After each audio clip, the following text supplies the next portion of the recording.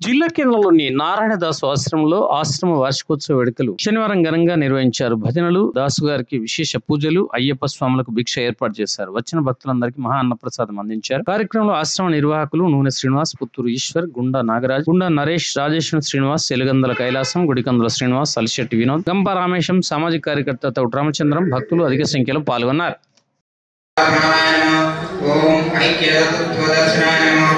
ఓం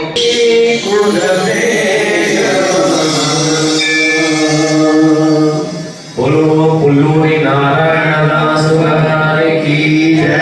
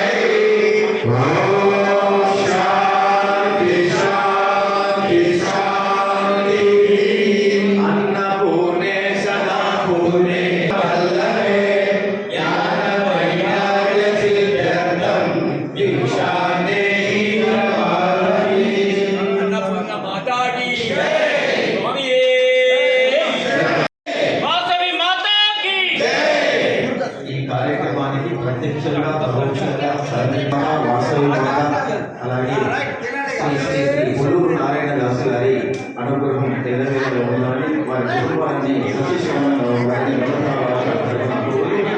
స్వామి